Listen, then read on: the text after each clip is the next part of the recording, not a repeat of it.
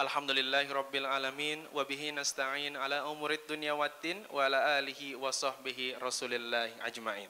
Salawat serta salam kita aturkan kepada junjungan kita Nabi Muhammad SAW beserta keluarga, sahabat dan para pengikutnya di akhir zaman. Kami ucapkan selamat datang dalam acara Buka Puasa Bersama Sekolah Bisnis IPB 2025. Alhamdulillah kita masih dapat berkumpul bersama dalam kegiatan yang suka dan sangat menggembirakan hari ini. Dan juga bagi kita dapat berkumpul untuk dapat meraih keberkahan Ramadan 2025. Sebelum memulai rangkaian acara, izinkan kami untuk mengucapkan selamat datang kepada yang terhormat Rektor IPB University Profesor Dr. Arif Satria SPMSI, Ketua Senat Akademik IPB Profesor Dr. Ujang Sumarwan MSc, Wakil Rektor Bidang Konektivitas Global Kerjasama dan Alumni Profesor Dr. Iskandar Zulkarnain Siregar, para Kepala Lembaga Direktur, Kepala Badan atau yang mewakili, serta para Dekan IPB University. Kami ucapkan selamat datang juga kepada Dekan Sekolah Bisnis selaku tuan rumah hari ini, Profesor Nur Azam Mahsani MS, Wakil Dekan Bidang Akademik Kemahasiswaan, Wakil Dekan Bidang Sumber Daya Kerjasama dan Pengembangan Sekolah Bisnis IPB, Ketua Umum Himpunan Alumni Sekolah Bisnis IPB, Dr. Irfandi Gustari. Kami ucapkan selamat datang, dan juga Agrianita IPB, Ibu Retno Widiawati beserta pengurus, para dosen dan tenaga kependidikan Sekolah Bisnis IPB, serta mahasiswa dan tamu undangan yang berbahagia. Izinkan saya memulai acara Ramadan yang penuh bahagia ini dengan pantun, boleh Bapak Ibu? Boleh, dipersilahkan. Okay. Ramadan tiba, Ramadan tiba. Ramadan tiba, hati bahagia. Senang hati hari ini bisa berkumpul bersama. Silaturahmi penuh kebahagiaan, kita semua mengharap barokah. Amin, amin ya rabbal alamin. Semoga dalam kegiatan hari ini kita dapat meraih kemenangan di bulan Ramadan yang penuh dengan kebahagiaan. Bapak Ibu yang berbahagia, saya izin untuk menginformasikan bahwa acara hari ini merupakan acara puncak yang telah dilaksanakan oleh Sekolah Bisnis IPB University dalam menggapai keberkahan Ramadan. Hari ini kita telah melaksanakan tali kasih kepada pensiunan dan juga warakauri SBIPB tadi pagi pukul 9 pagi, dilanjutkan dengan berbagi 500 takjil gratis untuk masyarakat sekitar SBIPB, dan juga nanti akan dilanjutkan santunan kepada anak-anak dari panti asuhan, dan akan ada simbolik pemberian beasiswa Korsa kita dari Himpunan Alumni Sekolah Bisnis IPB. Boleh tepuk tangan atas kolaborasi yang luar biasa.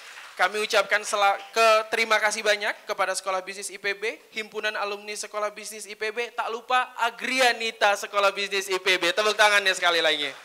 Bapak Ibu yang kami hormati, untuk mengawali acara pada hari ini, marilah kita menyimak lantunan ayat suci Al-Quran yang akan dibacakan oleh adik-adik dari Panti Asuhan Al-Ruhama. Mereka adalah anak-anak berbakat yang telah menorehkan berbagai prestasi yang luar biasa. Untuk itu, kami undang untuk membacakan ayat suci Al-Quran Saudari Zara Kisha, seorang yang sangat berprestasi, sudah menghafal Al-Quran sebanyak 7 juz, juga seorang duta sekolah dalam berbagai kompetisi pramuka nasional, lomba bahasa Inggris dan juga lomba cerdas cermat di Indonesia. Boleh tepuk tangannya? Kemudian akan dilanjutkan oleh Saudara Muhammad Yusuf Darisman, yang akan membacakan tilawah dengan pencapaian hafalan 6 juz, terbaik Munakosyah juz 30 dan juga juz 29, serta meraih juara 2 lomba Musabakoh Fizil Quran di SMA 5 Bogor dan juga juara 2 di Parung. Boleh tepuk tangan Bapak Ibu yang terhormat. Untuk itu kami mengundang untuk Saudari Zara Kisha dan juga Saudara Muhammad Yusuf Darisman untuk maju ke depan. A'udzubillahiminasyaitonirrajim. Bismillahirrahmanirrahim. Ya ayyuhalladzina amanu kutiba alaikumus siyamu kama kutiba alal ladzina min qablikum la'allakum tattaqun. Ayyaman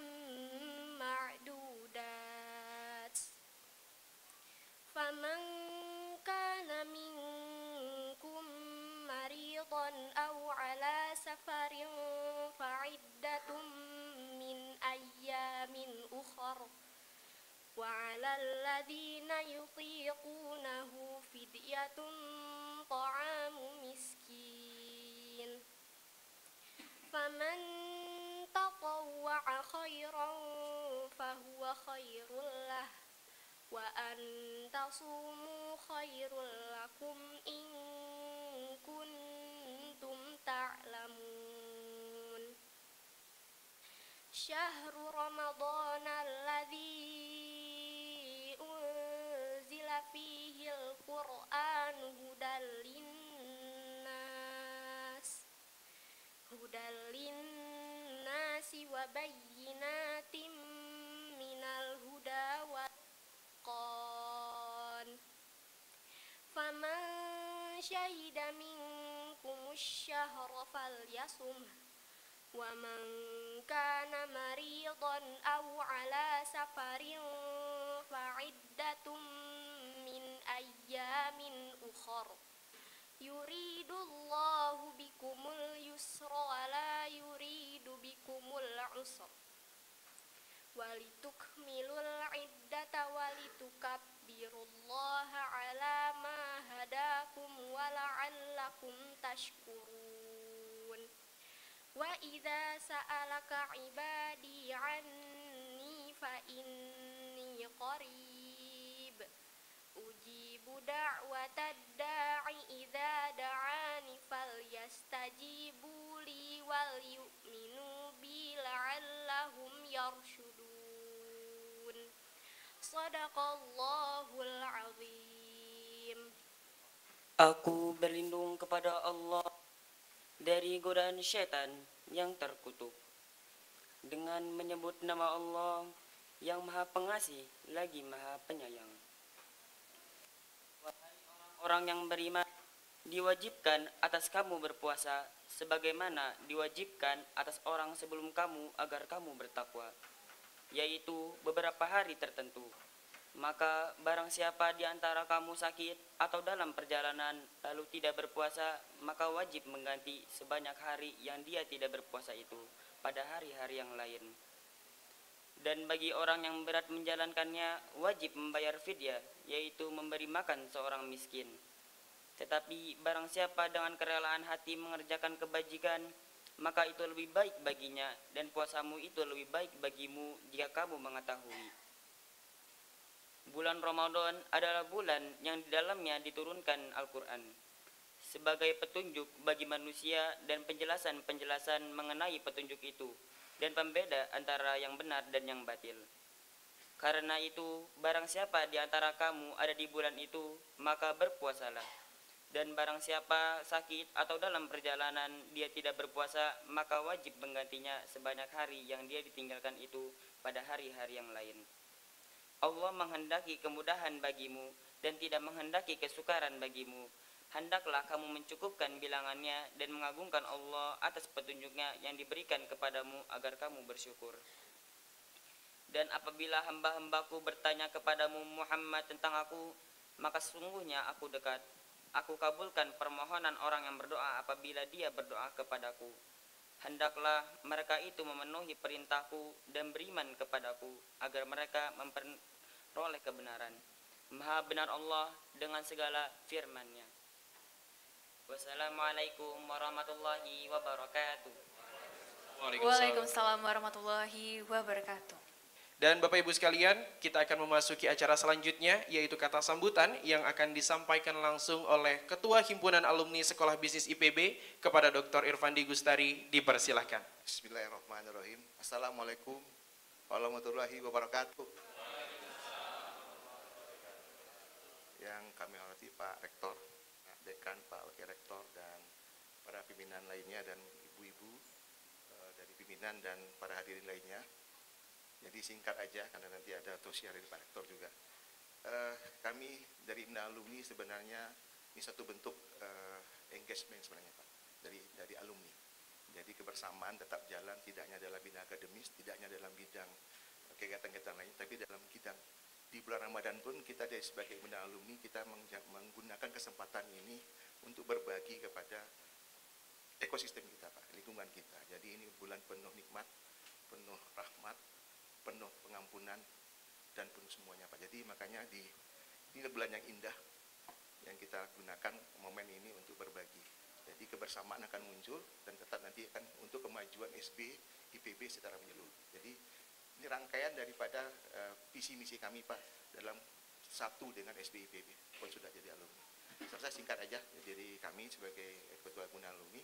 Dengan demikian nantinya semoga terus berlanjut dari tahun ke tahun dan semoga IPB makin jaya, SBIPB juga semakin jaya juga. Demikian. Oke. Assalamualaikum warahmatullahi wabarakatuh. Berikutnya kami mengundang Dekan Sekolah Bisnis IPB, Profesor Dr. Nur Azam Ahsani untuk dapat memberikan sambutannya. Kepadanya kami persilahkan. Bismillahirrahmanirrahim. Assalamualaikum warahmatullahi wabarakatuh. Salam sejahtera buat kita semua. Yang pertama dan yang utama tentu kita panjatkan puji syukur kepada Allah Ta'ala yang berikan kita semua kesehatan, keberkahan, bisa kumpul dalam suasana yang baik, kumpul di sini mudah-mudahan barokah buat kita semua. Tentu selanjutnya adalah kami atas nama tuan rumah, ini adalah acara bersama Pak Rektor. Kita ingin pokoknya kalau bisa SP kompak, tidak hanya kampus tapi kami bersama-sama dengan himpunan alumni. Terima kasih Pak Irfandi dan seluruh tim, juga Agrianita, Bu Rektor. Kita pengennya pokoknya kerja bareng aja, semua dikerjain bareng-bareng. Terima kasih Ibu-Ibu Agrianita yang berkenan bersama-sama juga. Terima kasih juga yang berkenan hadir ini para Pak Wakil Rektor, para Dekan, Pak Ketua Senat IPB maupun Senat SP, guru-guru kami, Pak Inul dari dulu menjadi guru saya, Pak Rizal, Bu Lin, dan semuanya satu persatu tidak saya sebut, juga sesepuh Bu Edi Guarja. Terima kasih pernah hadir. Kami sering ngaji bareng, ketemu di sini, alhamdulillah. Mudah-mudahan senantiasa sehat Ibu. Jadi saya masih selalu ingat kalau ke rumah Ibu. Tapi hari ini saya nggak sempat karena ngajar Bu. Jadi tadi yang datang adalah beberapa teman yang lain. Juga seluruh hadirin, para mahasiswa, para alumni yang datang pada hari ini. Terima kasih kami sampaikan juga kepada Pak Rektor dan seluruh pimpinan, pada para dosen, para teknik, para mahasiswa atas kerjasama selama ini dalam membangun SP sehingga SP sampai pada posisi yang saat ini gitu ya. Beberapa hal nanti perlu kami sampaikan Pak Rektor. Alhamdulillah waktu Januari lalu Pak Rektor menyampaikan IQ SP paling tinggi dibanding semua yang lain, meskipun kita kerja jumlah orangnya nggak banyak, tapi dengan kerja keras yang luar biasa, alhamdulillah kita punya IQ yang sangat bagus. Dan kemarin kami ikut seminar QS buat University Ranking Pak Rektor. Ada dua hal yang menarik yang saya kaget, ternyata kan dua indikator yang paling menentukan untuk QS itu adalah academic reputation dan employee reputation. Ternyata academic reputation SP itu yang vote untuk bisnis nomor 2 setelah pertanian dan jumlahnya hampir sama Pak. Padahal yang diusulin dari kita nggak banyak. Jadi ternyata kita academic reputation-nya juga luar biasa bagus. Untuk employee reputation bahkan kita extremely, kita paling tinggi dibanding semua yang lain. Jadi alhamdulillah terima kasih, tentu ini atas kerja keras kita semua dari semua sisi. Mudah-mudahan ke depan makin bagus. Tapi saya sempat tanya, kenapa rankingnya SP jauh di bawah pertanian? Karena pertanian bisa masuk 100 besar, kita masih nomor 500 sekian gitu. Nggak bisa dibandingin satu sama lain. Pertama karena bobot untuk setiap klaster berbeda. Yang kedua, kalau yang namanya business and management itu seluruh universitasnya ada. Jadi kalau kita menjadi nggak yang paling tinggi ya wajar-wajar aja. Jadi tapi tetap sudah masuk peringkat yang diumumkan itu sudah dianggap bagus. Tapi saya kira kita harus terus membuat yang terbaik supaya ke depan menjadi jauh lebih baik lagi. Kira-kira begitu. Dan kalau dilihat dari kinerja saya kira luar biasa alumni-alumni kita Pak Rektor. Sekarang ini yang ada di kabinet saya kira ada 3, 1 menteri dan 2 wakil menteri. Pak menterinya Pak Teguh Rifki, wakil menterinya Pak Sudaryono dan Pak Diti Heriawan gitu ya. Itu kalau dirjen banyak sekali lah, saya kira dirjennya banyak sekali yang dari kita. Di bidang akademik rektor banyak, ada Pak Rektor di sini hadir juga, ada Pak Rektor Universitas Negeri Gorontalo, itu Pak Edward Dolok juga dari kita. Rektornya Politeknik Multimedia Jakarta juga dari kita gitu ya. Wakil rektor banyak, saya kira CEO banyak, ada Pak Irfandi di sini, dan masih banyak lagi CEO. Saya kira ada Pak Rizal. Pak Rizal katanya mau datang, belum lihat saya Pak Rizal gitu ya. Udah ada ya Pak Rizal, saya belum lihat, dan masih banyak lagi saya kira. Jadi komisaris banyak, komisaris utama di BPJS dari kita gitu ya. ketua apa istilahnya dewan pengawasnya Bulog juga dari kita. Jadi saya kira kinerja kita cukup membanggakan, dan itu menjadi satu prestasi yang buat kita semua menjadi apa namanya, mudah-mudahan ini bukti bahwa tidak hanya kampus yang menghargai kita, tapi publik juga menghargai kita. Tapi saya kira itu bukan segalanya, dan kita pengen ke depan selalu lebih baik. Untuk itu kita mohon dukungan semua dari Pak Rektor tentunya, pimpinan IPB, supaya kita lebih baik lagi ke depan. Juga para dosen, tendik, dan semuanya. Bulin, ini guru saya dari sekian lama, gitu ya. Kadang-kadang marah ke saya, ya nggak apa-apa, dimarahin orang tua kita lebih senang, gitu ya. Iya, jadi tapi saya kira itu hal yang membuat kita selalu berpikir lebih baik. Saya kira itu. Dan tak lupa, mohon maaf, saya kira masih banyak sekali yang kita coba lakukan yang terbaik, tapi tentu kekurangan masih banyak, dan kita ingin perbaiki setiap saat. Kami selalu mengharapkan catatan, masukan, apapun namanya. Makanya secara khusus hari ini kami terima kasih Pak Rektor berkenan mengisi tausiah. Mudah-mudahan tidak hanya tausiah dari sisi spiritual, tapi juga pesan-pesan khusus terkait dengan SB itu mestinya dibawa kemana, gitu ya. Dan visinya Pak Rektor saya kira kita siap untuk menjalankan. Terima kasih juga pada seluruh panitia, seluruh tim, Bu Tanti dan tim yang sudah menjalankan dengan baik. Hari ini tadi disampaikan Pak Ketua Himpunan Alumni, santunan macam-macam banyak sekali. Saya kira kita sangat senang, mudah-mudahan keberadaan kita sebagai pribadi, sebagai lembaga sekolah bisnis, dan sebagai IPB akan memberikan yang terbaik untuk masyarakat maupun nusa dan bangsa. Saya kira demikian. Sekali lagi terima kasih. Selamat datang Pak WR. Assalamualaikum warahmatullahi wabarakatuh. Waalaikumsalam warahmatullahi wabarakatuh. Terima kasih banyak atas kata sambutan dari Bapak Bismillahirrahmanirrahim. Assalamualaikum warahmatullahi wabarakatuh. Alhamdulillah, nahmaduhu wa nasta'inu wa nastaghfiruh wa na'udzubillah min syururi anfusina wa min sayyiati a'malina. Asyhadu an la ilaha illallah wa asyhadu anna Muhammadar Rasulullah. Yang saya hormati Dekan Sekolah Bisnis, Pak Azam, dan seluruh jajaran Wakil Dekan, dan juga Kaprodi, serta para dosen dan mahasiswa semua, dan juga para tendik, para Wakil Rektor, WR2 dan WR4 yang hadir pada hari ini, dan juga dekan-dekan yang lain. Ada berapa dekan? Harus diabsen nih. Dekan Fakultas yang hadir, Pak SI hadir, dan para Kakandiro, juga Ketua Senat Sekolah dan Ketua Senat Akademik dua-duanya hadir. Dan juga ini ada tamu kita, Mas Inul, ya, dan juga pimpinan MWA sebelumnya, Pak Rizal, dan juga para Kakandiro yang hadir di sini, ya, dan juga para senior-senior guru-guru kita semua. Ini Bulin, termasuk guru kita, dan juga Putin dan hadirin, dan Ketua Agrianita. Ya. Ya. Yang hari ini pakai kerudung merah karena memang mahasiswa SB. Tadinya saya mau pakai baju merah juga, tapi nanti malam saya mau ceramah di Jakarta, warna benderanya agak lain, makanya saya syukur alhamdulillah pada sore hari ini kita bisa berjumpa, berkumpul, bersilaturahmi dalam rangka untuk buka shawl bersama dan santunan anak yatim. Dan mohon panitia ingatkan ya, kalau tiba-tiba sudah azan tarawih, azan isya, mohon diingatkan saya. Hadirin sekalian berbahagia, jadi SB ini mencari momen yang sangat tepat. Karena pertama, hari Sabtu, ya. Yang kedua karena hari Sabtu mahasiswa kuliah, S2, S3 banyak. Tapi yang paling penting adalah tanggal 9. Ya, tanggal 8. Malam tanggal 9, ini tepat sekali. Karena ini adalah memperingati Hari Kemerdekaan Republik Indonesia. Kemerdekaan kita ini 17 Agustus 1945 itu adalah pada saat bulan puasa, bulan Ramadan, dan tanggal 9 Ramadan 1364 Hijriah. Jadi ini adalah momentum untuk memperingati Hari Kemerdekaan. Itulah kejelian SB. Memang kalau bisnis harus jeli. Harus jeli, harus menangkap peluang, ya, dan harus melihat sesuatu yang tidak dilihat orang lain. Nah, ternyata SB tahu bahwa besok adalah Hari Kemerdekaan. Ini yang tidak diketahui oleh semuanya. Hadirin sekalian, karena kita ini berada dalam suasana kemerdekaan, maka tidak ada cara lain selain kita harus bersyukur, mensyukuri nikmat kemerdekaan yang kadang-kadang tidak dinikmati oleh saudara-saudara kita di tempat-tempat lain. Oleh karena itu tidak ada cara lain juga kita mensyukuri dengan memanfaatkan momentum ini untuk terus menebar kebaikan, menebar manfaat, dengan terus mengimprove kapasitas pribadi kita menjadi pribadi-pribadi unggul. Karena tidak ada kemajuan bangsa tanpa kekuatan sumber daya manusia. Tidak ada kemajuan bangsa tanpa kekuatan human capital. Itu sudah menjadi bukan lagi teori ya, ini sudah terbukti bukan lagi sebuah hipotesis, ini sebuah teori ya. Sebuah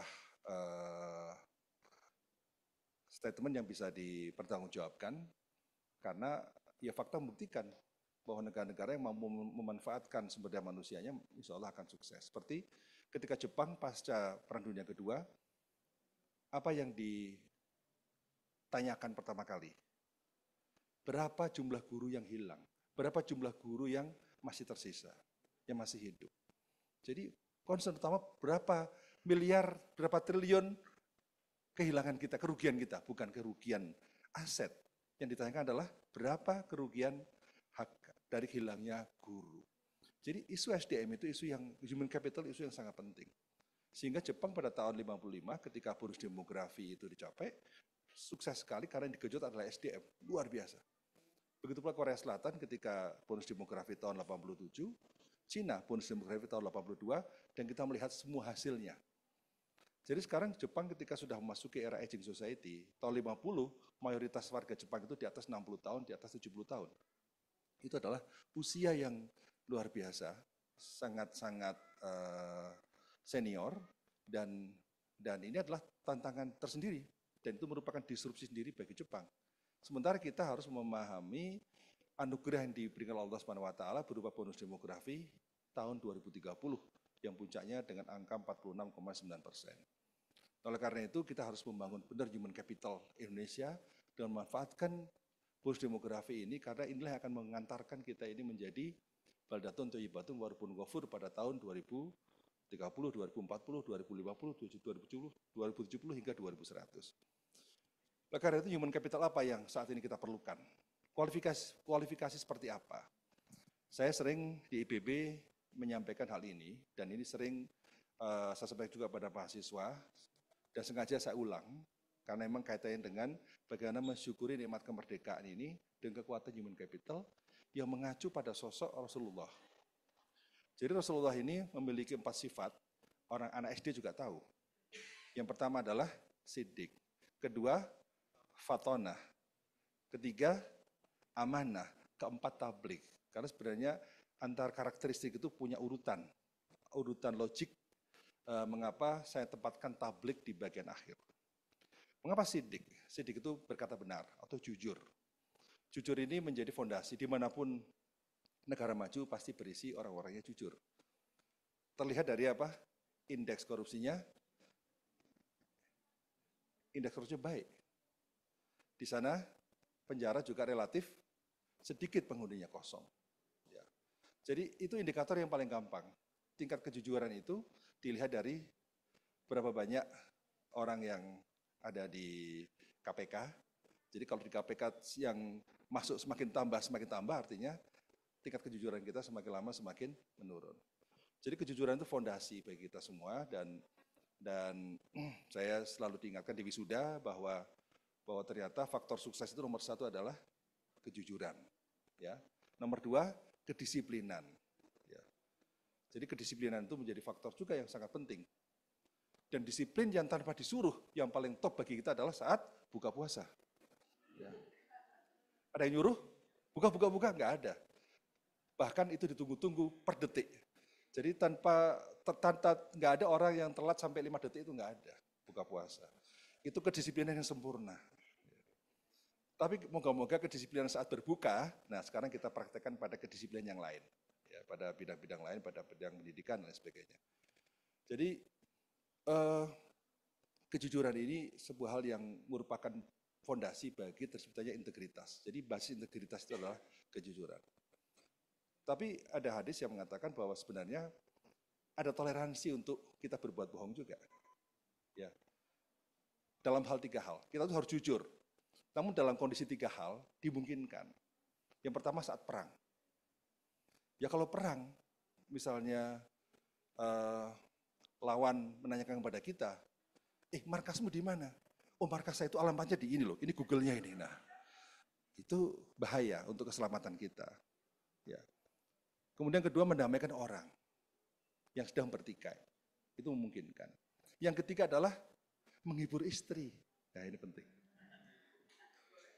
Boleh sedikit berbohong. Misalnya apa? Ya, soal yang paling gampang soal masakan.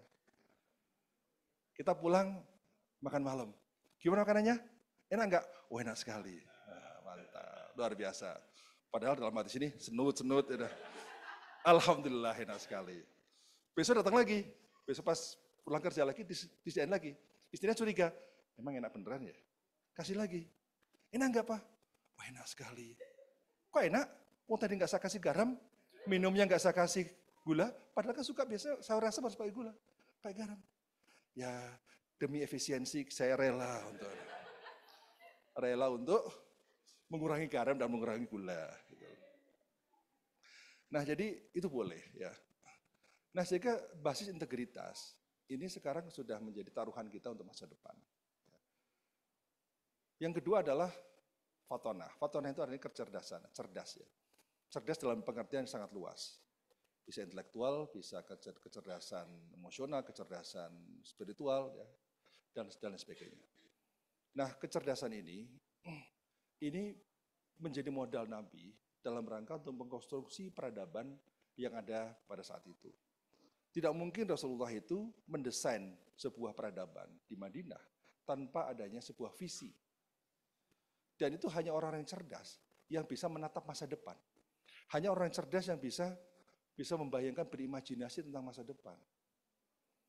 Jadi yang namanya cerdas, fatonah, kemudian diterjemahkan dalam berupa kemampuan untuk menatap masa depan, berarti visioner. Maka orang-orang yang cerdas itu pula adalah orang-orang yang punya visioner, kemudian dia selalu berusaha untuk mewujudkan visi itu, maka orang yang visioner sekaligus orang yang memiliki mindset yang baik. Jadi orang yang memiliki mindset yang baik, pola pikir yang baik, ya itu merupakan bagian dari kecerdasan. Kenapa? Karena tidak mungkin Rasulullah juga mendesain sebuah kota Madinah. Tidak mungkin Rasulullah melakukan fungsi dalam dakwah dan lain sebagainya tanpa ada sebuah confidence, kepercayaan diri bahwa masyarakat yang saya hadapi pasti berubah. Jadi komitmen pada keyakinan diri, pada bahwa kita bisa mengubah, bahwa sesuatu bisa berubah, bahwa kemampuan kita bisa berubah, itu adalah sebuah modal, dan itulah mindset, ya, pola pikir. Itulah optimisme, ya, dan kepercayaan diri, optimisme, kemudian itulah yang menjadi modal pikir kita untuk melangkah maju. Nah, problem kita adalah, kita ini seringkali merasa inferior, ada inferiority complex. Inferiority complex itu apa? Ya selalu merasa kita tuh di bawah, merasa kita ini selalu kecil, selalu kalah, dan lain sebagainya. Nah, padahal orang-orang yang memiliki mindset yang bagus, yang orientasinya pada masa depan yang positif, ya, adalah mindset yang selalu yakin bahwa dirinya bisa berubah. Nah, orang-orang yang demikian biasanya juga orang yang menjadi pembelajar, learner. Tidak ada orang yang visioner, tidak ada orang yang mindset baik bukan pembelajar. Karena apa? Karena dalam rangka untuk menciptakan langkah-langkah menghadapi masa depan, maka dia akan selalu belajar, mengikuti perkembangan, mengupdate supaya dia bisa mewujudkan mimpinya, bisa mewujudkan visinya. Oleh karena itu apa yang disebutkan oleh hadis Nabi, utlubul ilma minal mahdi ilal lahdi, ya. Jadi itu konsep lifelong learning, belajar seumur hidup. Itu adalah hadis yang kita ingat sejak SD. Ada juga pepatah, ada syair Arab, ini bukan hadis ya, syair Arab. Kira-kira bunyinya gini, ilmu ma'i, aina maruhtu tadba'uni, sodrin wi'a'un lahu labat nasundugi. Ya. Jadi ilmu itu selalu bersamaku. Ya. Aina maruhtu tadba'uni, jadi kemanapun saya pergi, dia selalu mengikutiku. Sodrin wi'a'un lahu, dada. Jadi ilmu itu ada di dada, menurut ini syair Arab ya. Sodrin wi'a'un lahu, labat nasunduki, bukan di perut. Jadi ilmu itu harus diiringi dengan hati. Ya. Sodrin wi'a'un lahu. Jadi dada ini menjadi sesuatu yang menjadi tempat buat berlabuhnya ilmu. Karena sebenarnya antara hati dan akal dan otak itu harus menyatu. Bahkan Umar bin Khattab mengatakan, ta'adab thumma ta'alam. Ya. Beradablah, kemudian berilmulah. Ya. Jadi adab dulu baru ilmu. Nah inilah antara konsep hati dan konsep otak. Ya, inilah yang harus benar-benar diiringi. Dan apalagi sekarang kita di era hari ini, di mana AI sudah semakin gencar, maka tidak ada cara lain selain kita memperkuat justru hati kita. Karena otak kita sebagian sudah bisa digantikan oleh AI, digantikan oleh mesin. Tapi wisdom, kebijaksanaan, ya, itu berbasis pada hati, dan hati nggak bisa digantikan oleh mesin. Jadi kalau ada dosen, ada guru yang mengajar hanya isinya pengetahuan saja, informasi pengetahuan, maka sekarang sudah bisa digantikan oleh AI. Tapi kalau guru sekarang harus sudah mulai memotivasi, mulai menginspirasi, melatih orang untuk bijak. Nah itulah fungsi guru sekarang itu harus ada shifting fungsi guru, tidak semata-mata harus fokus pada tadi otak ya. Karena AI sudah lebih canggih daripada kita, tapi sekarang kita harus sudah mulai masuk pada soal hati. Dan itulah karakter. Soal kejujuran, soal disiplin, soal tanggung jawab, soal dan sebagainya, itu ada di hati.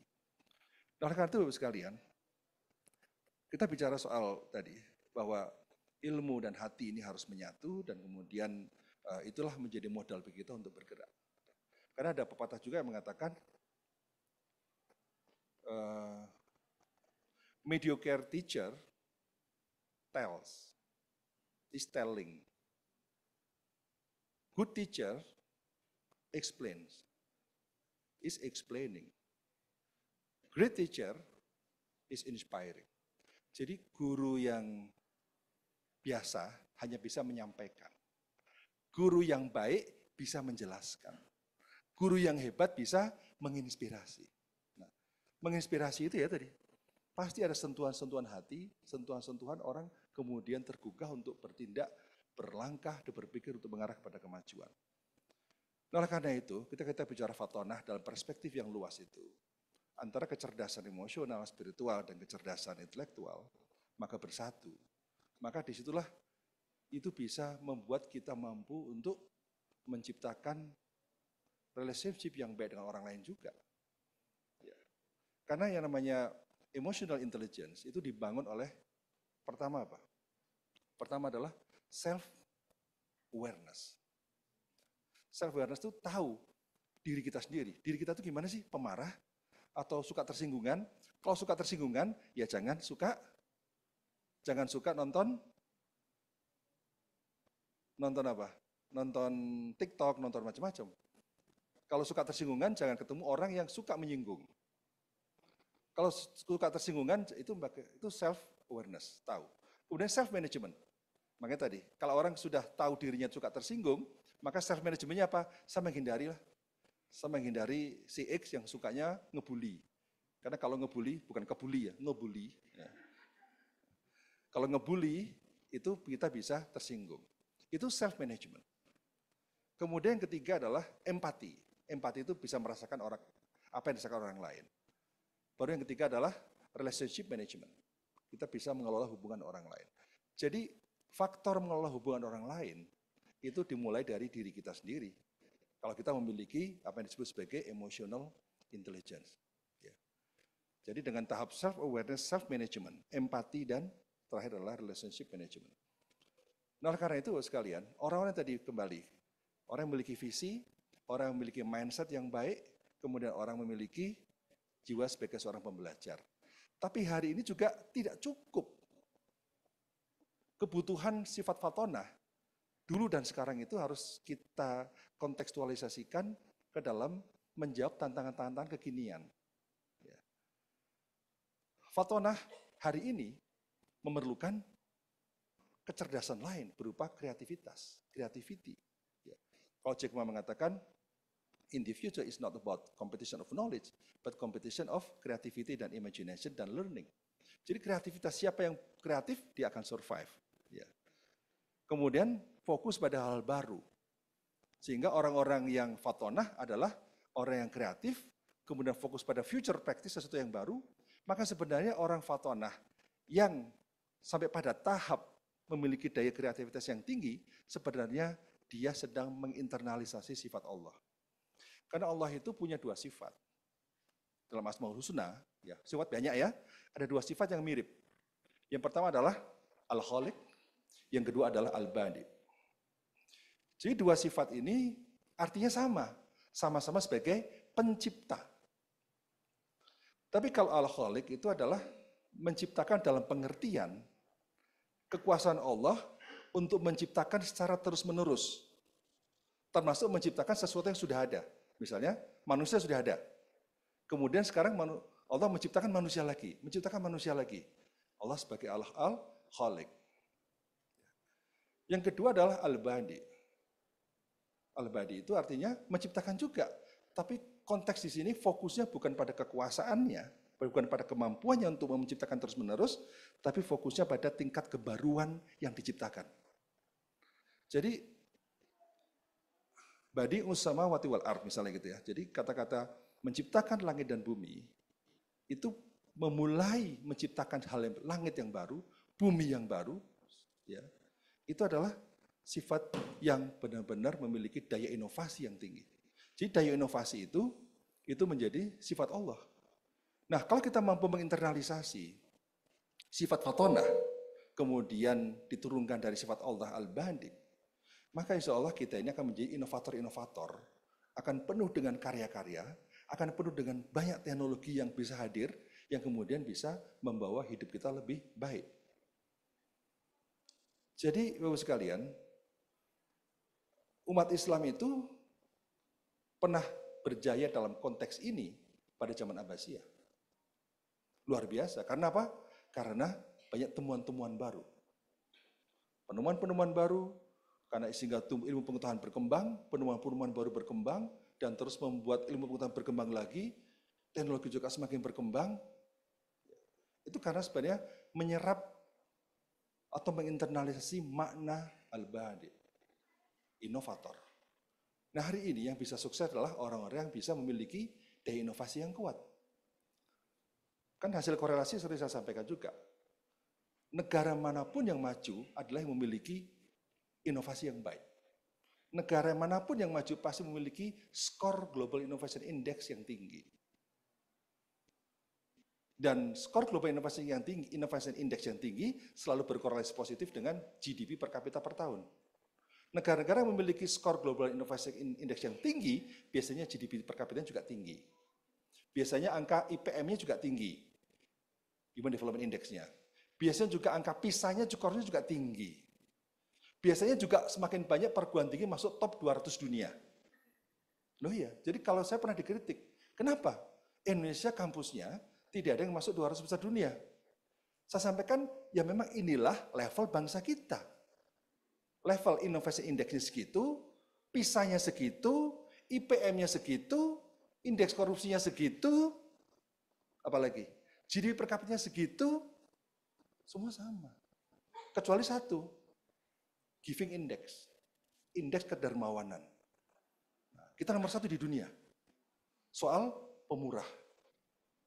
Alhamdulillah masih ada keunggulan kita dibandingkan bangsa lain, karena kita tidak pelit. Ya, kita nggak hitung-hitungan. Jadi semua indeks, termasuk, nah tapi indeks yang lain juga sama. Indeks tingkat kesopanan kita di sosial media, terendah juga. Indonesia adalah negara yang paling malas berjalan kaki. Indeks jalan kakinya juga rendah. Itu korelasi positif. Jadi inovasi indeks rendah, ini rendah, ya itu juga rendah juga. Tapi masih unggul, ada sama, kita bangga, ada satu, Giving Index. Indeks kedermawanan. Itu ya menghibur kita. Alhamdulillah. Ya. Tapi kalau kita melihat jalan kakinya juga malas. Makanya kalau kita pulang dari bandara di Soekarno-Hatta, masuk turun di gate 25 misalnya. Apa yang terjadi? Orang pasti nunggu mobil listrik semua. Kalau misalnya naik eskalator yang jalan itu berdiri. Udah berdiri, buka WA. Nggak lihat belakangnya. Ya. Jadi itu kaitan ke sana. Ya. Nah jadi Bapak sekalian, oleh karena itu bangkitnya perguruan tinggi, ini bisa dicapai kalau kita mampu menginternalisasi sifat Allah, al-badi. Kemudian mampu menginternalisasi sifat Rasul, fatana. Dalam konteks dimensi yang lebih luas, yang kombinasikan antara otak dan hati.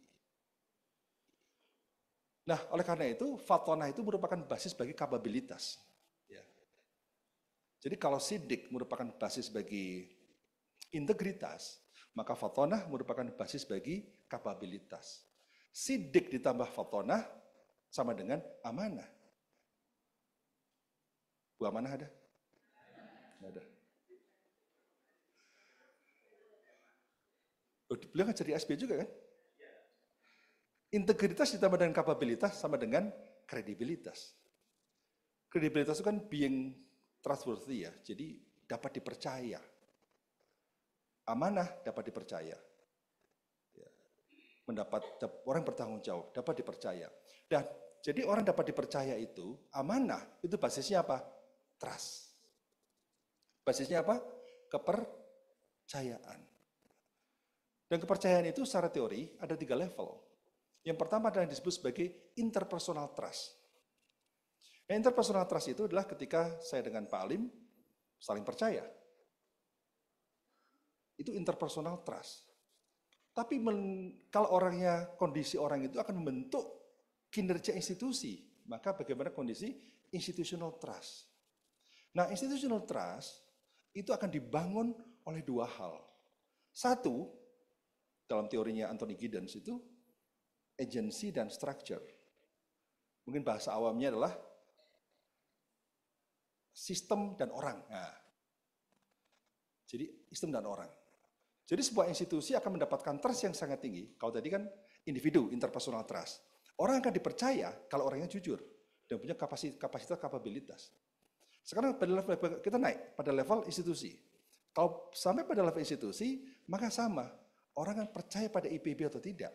Tergantung pada orang-orang yang dalamnya. Yang kedua, tergantung pada sistem yang dibangun. Karena sistem yang dibangun itu yang namanya institusi. Institusi itu apa sih? Institusi adalah pedoman berperilaku. Jadi seperti aturan, pedoman berperilaku. Kalau AC nggak digunakan, dimatikan. Lampu tidak digunakan, dimatikan. Itu kan aturan main yang dibuat oleh WR2 sekarang. Yang harus didukung. Loh iya, karena apa?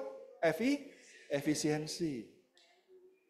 Ya, ya makanya karena efisiensi dan juga sayang bumi.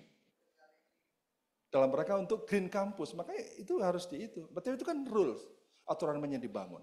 Itulah institusi. Institusi itu mengatur orang. Orang yang suka tidak jujur pun dalam sistem yang baik berpotensi jadi jujur. Kenapa? Terpaksa.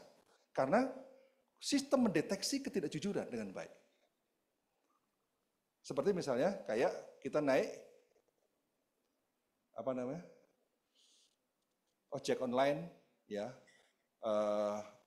Gojek, Grab dan sebagainya itu. Itu sistem yang luar biasa. Driver tidak bisa bohong. Konsumen tidak bisa bohong. Jadi trust terbangun karena sistem. Tapi trust juga terbangun pada orang. Ada orang baik, pada sistem yang tidak baik, berpotensi menjadi tidak baik. Banyak tokoh-tokoh politik yang bagus-bagus, hebat-hebat, begitu masuk dalam sistem politik, menjadi agak terkontaminasi. Jadi orang yang masuk KPK, ya, karena saya pernah menjadi wakil ketua Pansel KPK, jadi saya mendalami soal seluk-beluk korupsi. Kenapa? Itu banyak orang-orang baik, tapi dalam sebuah sistem yang kurang baik atau bahkan tidak baik, kemudian memaksa dia untuk membuat sesuatu yang tidak baik. Nah, yang ideal adalah institutional trust itu bisa meningkat kalau sistemnya baik, orangnya baik. Nah, itulah yang kemudian di IPB pun kita berusaha membangun sistem yang baik. keuangan yang baik. Keuangan yang baik harus berbasis pada digital. Bagus kan gini, saya pernah loh menyampaikan ke WR4 loh. Ya sudah, kalau kita kerjasama dengan kampus di luar negeri, kita ada funding, karena kita tuh kan naik luar biasa. Konsorsium internasional kita, 2018 9 konsorsium, sekarang sudah 80 konsorsium. Kenapa? Berarti orang lain percaya pada kita, memberikan dana kepada kita, bekerjasama kepada kita. Dan saya sampaikan, ada suatu proyek, dulu Jambi nggak salah ya, udahlah, atau kota lain lah ya, negara lain. Saya bilang, tolong konsorsium ini dikasih perguruan tinggi lain aja, yang mengelola keuangannya. Apa kata fundingnya? Nggak bisa Pak, ke IPB aja. Kenapa? Mereka lebih percaya pada sistem keuangan kita. Yang pertama kali funding, begitu masuk, yang dilihat pertama kali adalah sistem keuangan. Dia nggak boleh tahu apa, sistem keuangannya gimana? Coba cek, Anda mau dapat proposal USAID, yang sekarang dibubarkan oleh Trump. Ya, USAID dalam kurung ALM. Ya. Coba USAID, Anda kalau mendapatkan itu, pertama kali dicek apanya? Sistem keuangan, semua grant besar sistem keuangannya pernah dicek. Nah itulah salah satu bagian dari institutional trust. Nah, mana yang lebih tinggi lagi adalah social trust. Jadi dari interpersonal trust naik menjadi institutional trust, kemudian naik menjadi social trust. Dan social trust itu adalah apa yang oleh Fukuyama disebutkan sebagai trust society, yaitu masyarakat yang memiliki rasa saling percaya. Bisa low trust society atau bisa high trust society. Contoh low trust society mana? Ya negara berkembang, seperti kita. Jadi kalau Bulin di dompetnya ada 2 miliar, amin. Ya. Mahasiswa dompetnya ada 100 juta semuanya, ada cek. Ada cek nggak sekarang? Masih ada nggak cek? Masih ada ya?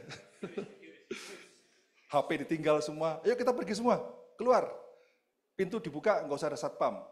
Perjalanan kita mau buka bersama di seberang, nggak tenang. Kenapa? Ini 2 miliar saya taruh di meja gimana? HP saya masih ada nggak? Dan sebagainya. Itu sedikit kita punya rasa was-was. Itu menunjukkan kita ini high trust society kita masih rendah. Tentu teman-teman semua, sekalian yang sudah sekolah di negara-negara lain, Fukuyama menyebut Jepang sebagai negara yang memiliki trust society yang paling tinggi. Karena saya pernah hidup di sana, merasakan rumah nggak dikunci, sepeda nggak dikunci, payung, tas, belanjaan di sepeda di luar nggak ada yang ngambil. Kalau dompet kita hilang, kita senyum-senyum saja. Kenapa senyum-senyum saja? Saya pernah dompet hilang. Kata teman saya, tenang, 1 jam pasti balik. Ya benar, udah panik kita kan. KTP di situ, ATM di situ, semua di situ semua. Foto istri situ juga gitu kan. Bahaya kalau hilang.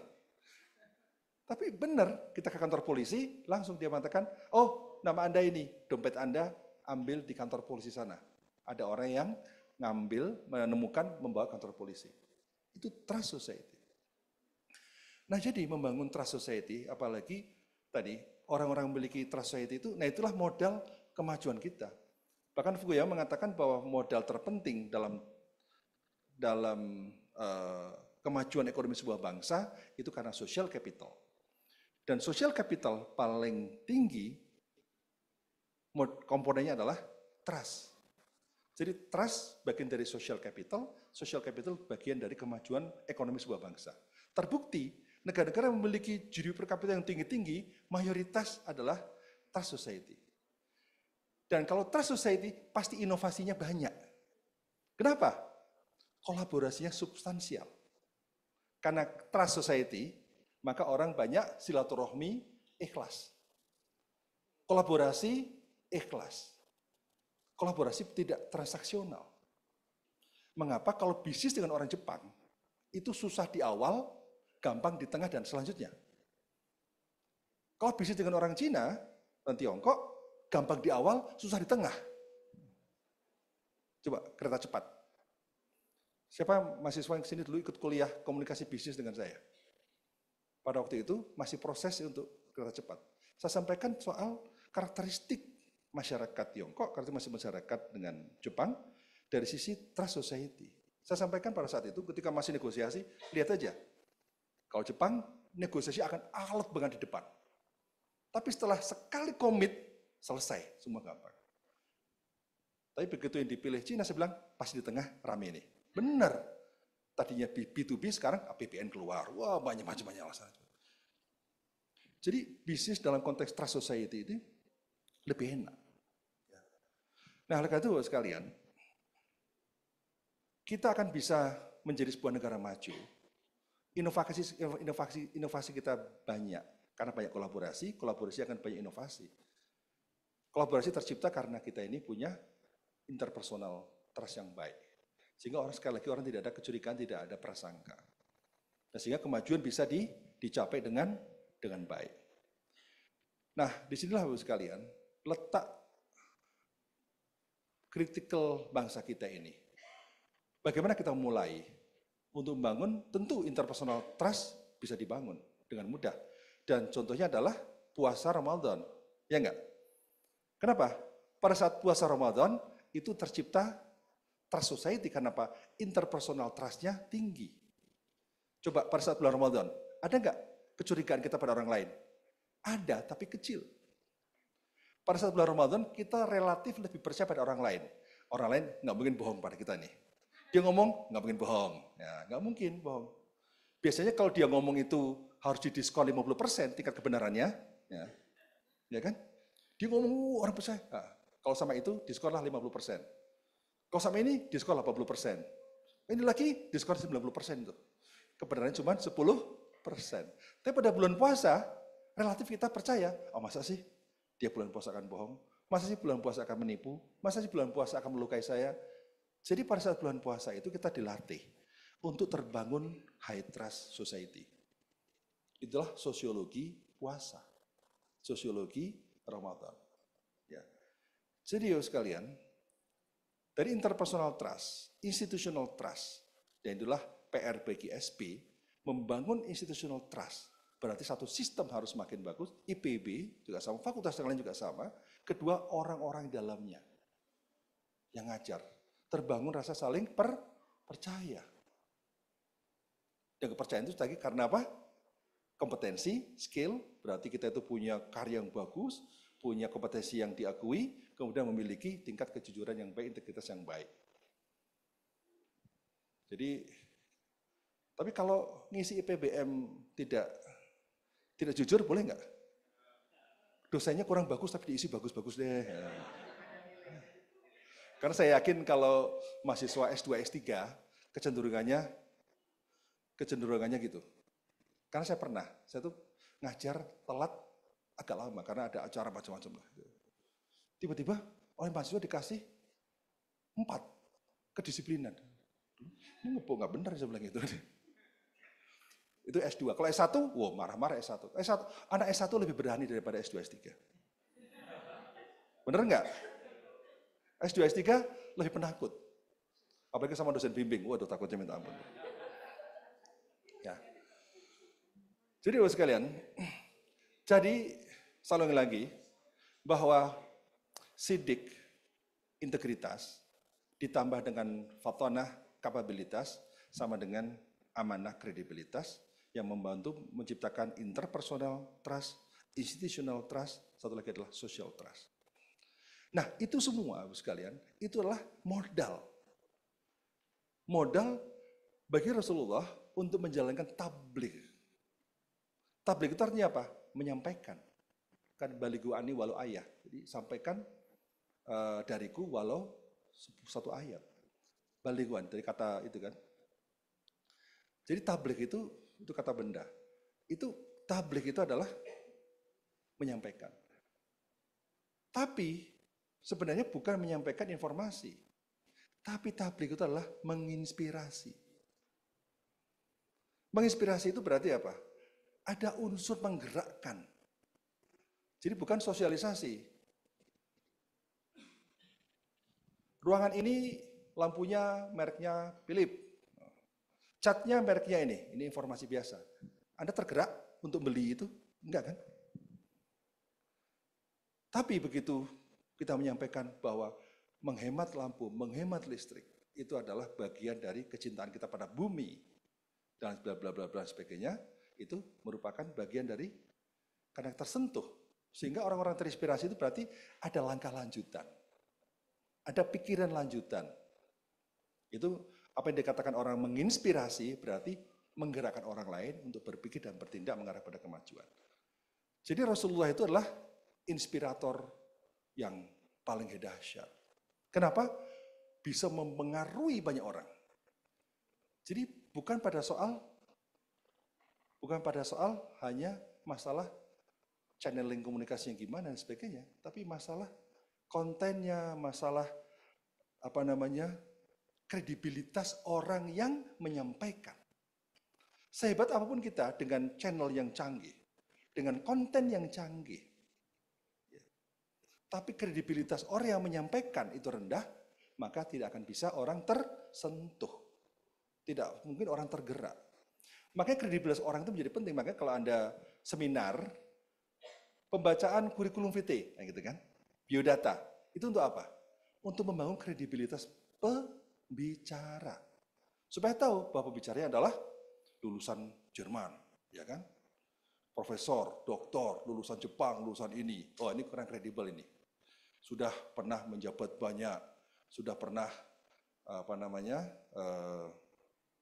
juara di banyak hal, ya. Juara level nasional, global, juara level desa, level RT, Agustusan. Gitu. Jadi juara semuanya, orang kredibel, karena ini orang berpotensi. Kita penyuluhan anti korupsi, tapi yang menyuluh gimana? Anda tergerak enggak?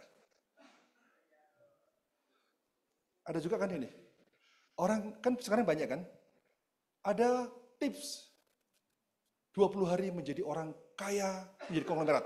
Nah, banyak nggak kan itu? Ada motivatornya. Nah, motivatornya kok nggak kaya-kaya juga gitu loh. Kan orang yang rasional, ya kenapa dia masih kayak gitu? Mestinya kan dia praktekkan sendiri.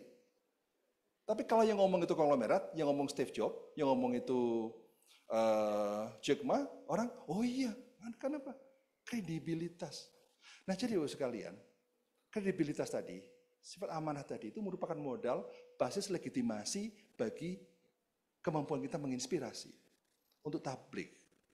Jadi sekali lagi, mengkomunikasikan pesan, ya, tabligh itu harus ada unsur-unsur inspirasinya. Sehingga orang tergerak, orang tergugah.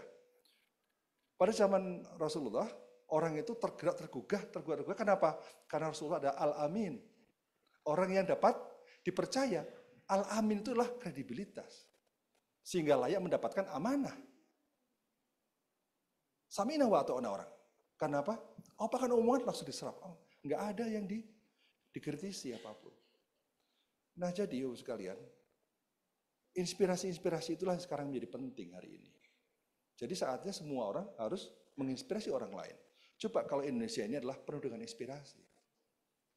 Tapi kalau inspirasi kita ini semuanya hanya dengan kata-kata, omon-omon saja,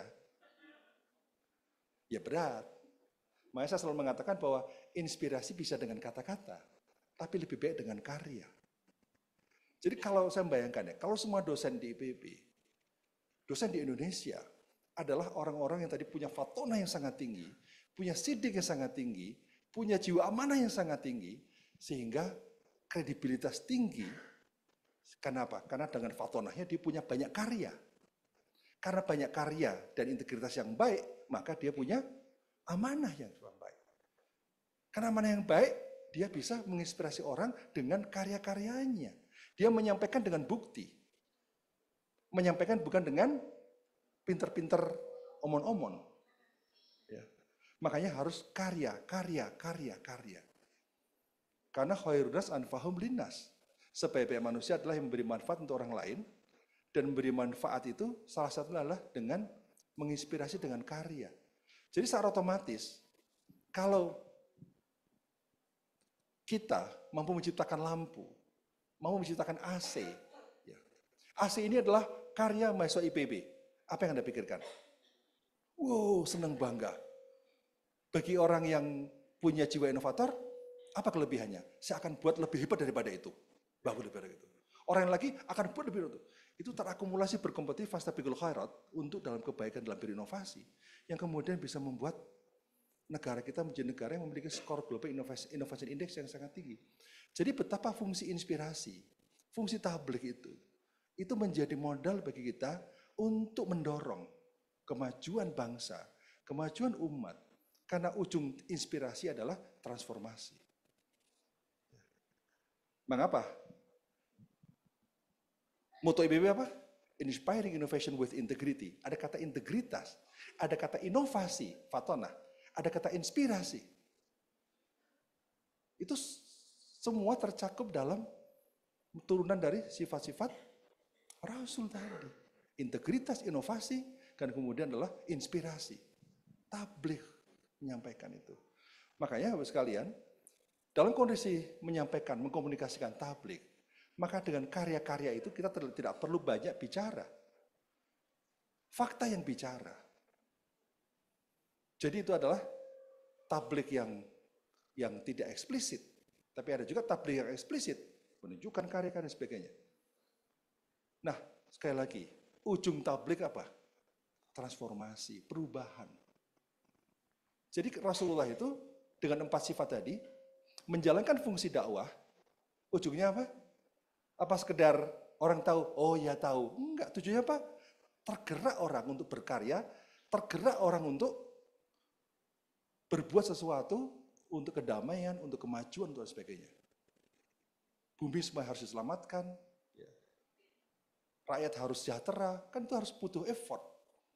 Nah, jadi pemaknaan terhadap tabligh sebagai sebuah instrumen menuju transformasi, yaitulah menurut saya harus kita elaborasi lebih jauh bahwa transformasi yang harus kita lakukan apa, langkah-langkah apa yang harus kita bangun, perubahan-perubahan apa yang harus kita lakukan. Nah, sehingga kalau kita mampu untuk bisa mewujudkan transformasi hari ini, ya berarti kita harus mampu menciptakan tadi apa? Tabligh, melakukan tabligh yang kekinian, yang kontekstual, karena konteks transformasi zaman dulu dengan konteks transformasi hari ini berbeda. Meskipun sesungguhnya adalah dalam teori perubahan sosial ada namanya immanent change, perubahan imanen, ciri-ciri imanen. Jadi perubahan sosial apapun pasti ada satu benang merah yang nggak berubah. Nah, disitulah mestinya soal akidah, soal karakter, soal integritas yang berubah. Yang berubah apa? Kompetensi, skill yang berubah karena dinamis. Dan itu bisa dinamis karena kecepatan perubahan teknologi. Yang saya sampaikan di mana-mana bahwa setiap 5 tahun perubahan itu dahsyat sekali, skill yang kita miliki baru relevan hanya berlaku kurang lebih tahun 2 tahun. Setelah 5 tahun tinggal 60% yang masih relevan. Jadi Bapak sekalian, memahami konteks dulu dan konteks hari ini, ya. Ini saya lihat ada hal-hal sifatnya fondasional yang harus dipertahankan dalam perubahan apapun, tapi yang sifatnya berubah tadi, kompetensi, skill dan semuanya yang sangat dinamis, itu harus mampu kita. Makanya kita berkejar dengan inovasi-inovasi di tengah kecepatan-kecepatan perubahan ini. Saya ditelepon Pak Emil Salim. Pak Emil Salim telepon saya. Bung, saya ngontak Anda bukan sebagai rektor, ngontak Anda sebagai ketua IJMI. Bagaimana Pak Emil? Begini, sekarang era AI, era robotik, era segala sesuatunya serba smart dan sebagainya. Bagaimana peran agama? Apakah Anda sudah melakukan dialog lintas agama terkait hal ini? Coba bayangkan. Ternyata benar, kita bicara AI macam-macam, bicara etik pada akhirnya. Perubahan teknologi, pada akhirnya kita bicara tentang etik. Nah, bagaimana agama merespons? Ya, umat beragama merespons dengan nilai agamanya terhadap fenomena hari ini yang tadi sifatnya dinamis tadi dengan fondasi sesuatu yang sifatnya permanen. Dalam arti tadi karakter, integritas, akidah dan sebagainya yang menjadi modal kuat menghadapi dinamika sesuatu yang cepat-cepat berubah. Nah, jadi Bapak sekalian, mimpi kita menjadi negara baldatun thayyibatun wa rabbun ghafur, negara yang baik dan mendapat ampunan Allah Subhanahu wa taala, dan negara yang kita cita-citakan. Sehingga proses tadi, proses tabligh menuju transformasi ke arah negara seperti itulah, maka dimulai dari sidik, fatonah, amanah, tabligh, kemudian baru kita melakukan upaya-upaya terkait dengan soal transformasi. Nah, inilah kira-kira gambaran bagaimana kita mensyukuri nikmat kemerdekaan yang besok itu kita peringati 9 Ramadan. Jadi kira-kira demikian, ini semakin lama semakin susah di stop nanti. Semoga puasa kita dari Allah Subhanahu wa taala dan puasa kita ini bisa membangun terciptanya high trust society. Assalamualaikum warahmatullahi wabarakatuh. Kita punya tagline yang baik gitu ya, inspiring innovation with integrity gitu. Luar biasa sekali, tepuk tangan dong untuk rektor kita tercinta. Masya Allah, luar biasa. Dan Bapak Ibu sekalian, kita akan lanjutkan untuk pembacaan doa yang akan langsung dibawakan oleh Profesor Ujang Sumarwan. Kepada Profesor kami persilakan dengan segala hormat.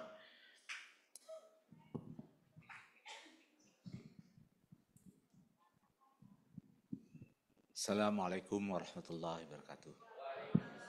Bismillahirrahmanirrahim. Alhamdulillahirrabbilalamin. Marilah kita panjatkan puji syukur pada Allah Subhanahu wa taala. Kita diberikan kesempatan pada sore ini untuk berkumpul dan bersilaturahmi. Mari kita awali doa kita dengan sama-sama membacakan Ummul Kitab Al-Fatihah.